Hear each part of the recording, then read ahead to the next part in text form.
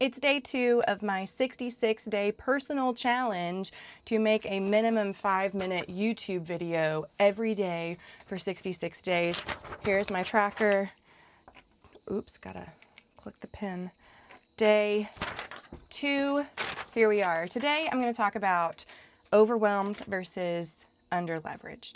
So I have for a long time been thinking about, what does leverage look like in my life? I went to Family Reunion and I went to a class called the CEO Playbook, and it was for women who are CEOs of their business. They run their real estate businesses and they have a life, which sounds fantastic. And the thing that really hit the room the hardest was that typically your first piece of leverage as a mom, as a business owner, is not necessarily within your business, it's within your home.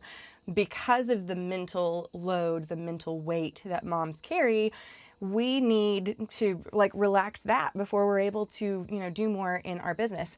So I have leverage. I have some VAs. They're fantastic. I plan on keeping them for as long as they're willing to stick with me. So I have some leverage. I have had people come and clean the house before. I've had little things done like that, but I've never done anything consistently. And I kind of have a problem figuring out what it is that I really need to do. So I'm reading Dan Martell's book, Buy Back Your Time.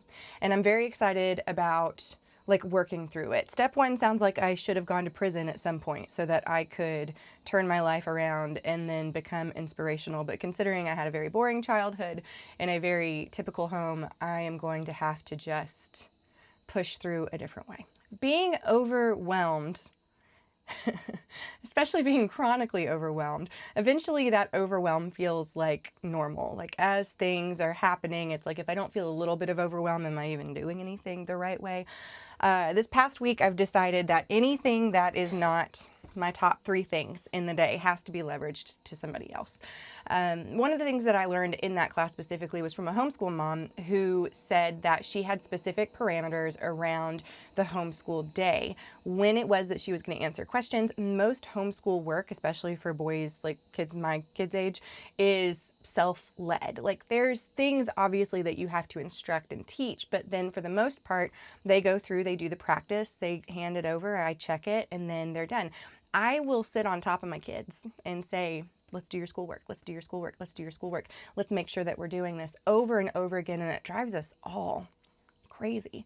So I sat down with them 2 days ago and I said, here's the new plan. Mommy has a full-time job. You are homeschooled, and that is by their choice and by our choice. Lots of reasons why we're doing this. We're not going to stop doing this. And in order for us to be able to do both of these things well, I need you to take some responsibility over your education. You're going to be ready by 9 o'clock every morning, which has almost always been the standard. You're ready by 9 o'clock in the morning and you're going to self-start. You know exactly what to do. We're over halfway through the school year and he knows exactly what to do in these books. You're going to open up those books, you're going to work through the section, and then if it's not done by 2 o'clock, then no TV for the rest of the day. And I will check in. I obviously pay attention to them. I'll be working alongside them. And they were super frustrated at that. They were like, no TV, no dessert. What are we going to do? The next day, they woke up. They were ready by 9. My youngest requires a little bit more hands-on support. So I've got a couple of online programs that we're working through so that he can do something while I'm working. And then whenever I can sit down with him, we can focus on that. But woke up the next day. My oldest was done with school before 10 o'clock. All of the schoolwork that we've done every day that has taken us 4+ hours to get through because of this back and forth of will he, won't he, battle of the wills, took him until 10 o'clock. I was floored. I plan on moving a little bit more quickly through our work now because we're a tad bit behind. And the reason why is because of how hard we've had to push to get him just to this point. So moving forward, I am leveraging, I am handing part of this responsibility over to my kids, and they, I think, are going to run with it. I think it's going to be great. I've always had them do chores, they help unload the dishwasher, they make their beds in the morning. There's some things around the house that they have to do. They do their own laundry, which is very helpful. I just need somebody to do my laundry. It's a whole different story. I have to give my kids responsibility. I have to give my kids credit to be able to make it to the finish line and not hold their hand the entire way. So the other day was super, super easy compared to the way that it has been. And I know it's not going to be that easy every single day, but I felt like it was really great improvement and at least proof of concept. The next thing would be like, obviously I have VAs, automations, tools that I use, subscriptions, platforms. You have all of this stuff, and if you still feel maxed out, which most of the time I do, overwhelm probably isn't the problem. Needing another system or another tool probably isn't the problem. All of these things execute beautifully, but they cannot decide what my business is actually about. They can't choose my priorities.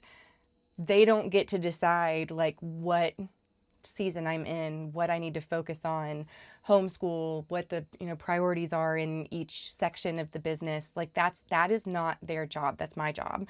And if I am fuzzy on what I want, but I bring people in to leverage and scale, I am going to scale fuzzy. So sometimes it's not about like actually adding more things into what it is that you're doing, into your system, into your routine, into your life. It's about getting really, really clear on what it is that you want to do, where it is that you want to go. And in my case, I have ADHD and I have lots of dreams and big visions, and I wake up every day with 3 new ideas, and I can't decide if it was done in my dreams or if it was done in real life, whatever that means. And in order for me to be able to really narrow in and focus, I think I need a coach. So I think the next thing I'm going to leverage is mindshare, the ability to have somebody tell me, this is what you need to do next, or I see what you're doing, but you need to subtract these things because they're distracting you from being able to get to this thing, which is I want to make my income equal teaching and training with my real estate income, and I don't want either of them to fall short. Real estate's got to stay here. Teaching and training's got to move here.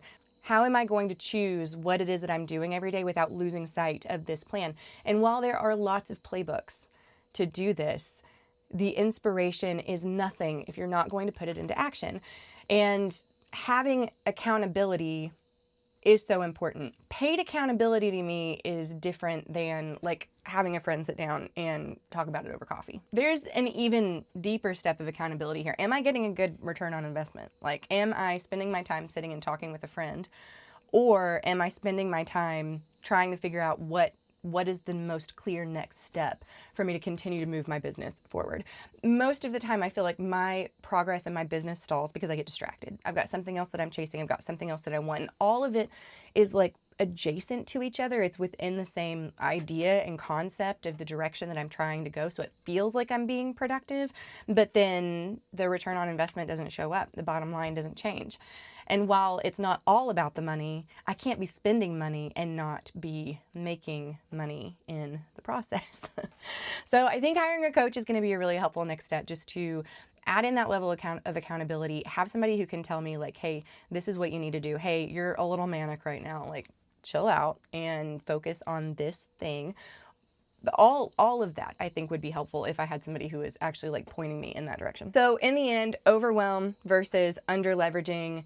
I don't know that that's the question that I need to actually be asking. Like, do I need to leverage more? The question really becomes, have I decided what actually matters? Have I really narrowed in on what the goal is and what I need to do to get what I need to do to get there? What is my most important next step? That was always so confusing to me when I was reading these books, because you're supposed to stay within your 20%. 20% of your work accounts for 80% of the results. Well, what about the other 80%?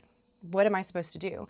And in the past, it's always been on me. Like, okay, I'm going to do some of this right here, but the 80% weighs so heavily on me because it is still my responsibility to get those things done, that I still live in the land of overwhelm. So now I'm bringing in the leverage. Can I live in the 20% and reasonably leverage out this 80% and feel like I'm not overwhelmed anymore? Probably not until I dig in deep, get really clear on what I want, and start working that direction. Day 2 of my 66-day challenge. I hope you were enlightened. I hope the color looks better on YouTube. Yesterday I did it and I uploaded it and I was like, you know what? Screw it. I'm posting it. It is what it is, even if the color is not right. Perfectionist Rachel is the reason why Rachel wasn't on YouTube in 2025.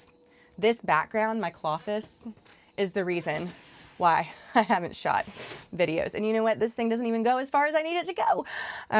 I'll probably crop in just a little bit so that it doesn't show that part. But I just will not be not posting if it's messy.